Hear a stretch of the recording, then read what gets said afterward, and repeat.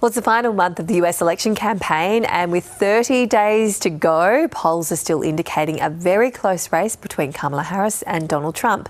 North America correspondent Barbara Miller joins us to chat about this from Washington. Barb, let's start with Melania Trump's memoir. We've been hearing some more about her views on abortion, a key election issue, of course. Talk us through what we're going to hear in the book. That's right, the former First Lady's memoir due out in a couple of days, and as you'd expect, excerpts from the book being released ahead of time to generate some more publicity. This line on abortion is interesting. Melania Trump saying that she's always been in favour of pro-choice, of women being able to decide whether or not to have an abortion. Now, that's despite the fact that her husband boasts about stacking the Supreme Court, essentially, with judges who would eventually overturn Roe v. Wade, as happened in 2022.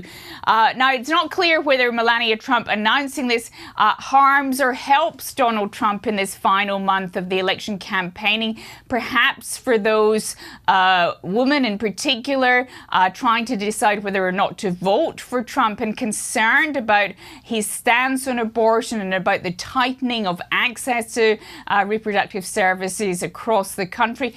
Perhaps they'll be calmed, somewhat reassured to hear that former First Lady Melania is saying she is in favour of abortion. So unclear whether there's strategy behind this announcement or not. Melania Trump saying, well, this book has been in production for many months. And she says that Donald Trump has always known that these are her views.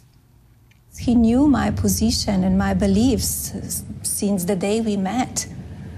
And I believe in individual freedom. I want to decide what I want to do with my body. I think I don't want government in my personal business. Now, Donald Trump is in the swing state of Wisconsin today. That's following a return to Butler, Pennsylvania over the weekend, the site of the attempted assassination in July. He always said he would go back to Butler, and he did that. He took some family members with him. And for the first time on the campaign stage, Elon Musk. The two men, of course, appear to have been getting closer in recent months and weeks. Elon Musk essentially bounded onto the stage and endorsed, of course, Donald Trump, urging people to vote. And the CEO of Tesla, the owner of X, saying in quite ominous terms that if people didn't vote, this would be, he said, the last election. But Donald Trump is definitely stepping up his campaign appearances as we've headed into this final month of campaigning. Note to our viewers, you can see live pictures there in the right hand of your screen of Israeli strikes on Beirut. We'll bring more information on that in a short time. Barb, back to you. And Kamala Harris set to do a series of media interviews as well. Will those satisfy those who've been saying she's been avoiding media scrutiny?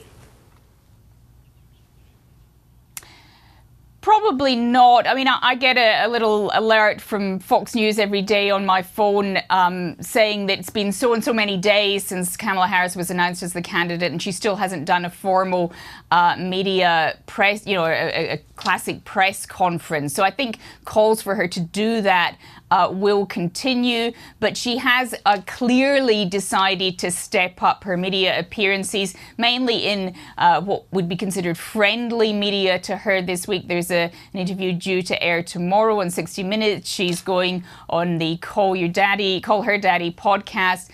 Stephen Colbert, there'll be an appearance there this week as well. And then she'll also be hitting, of course, the swing states, this campaign really focusing on those states in the final weeks. She's due with her deputy, Tim Walz, in Arizona later in the week. And that's as early voting begins in that state. And Kamala Harris, when she's out there on the campaign trail, saying to people, this election is here. You can start voting in some states now.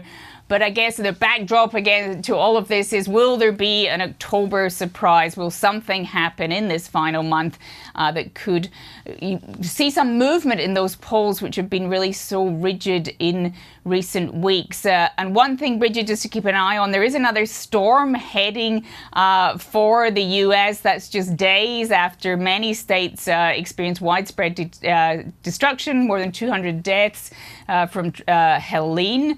Now we have the tropical storm Milton heading towards the Florida coast, and warnings that it could hit Florida as a Category 3 hurricane.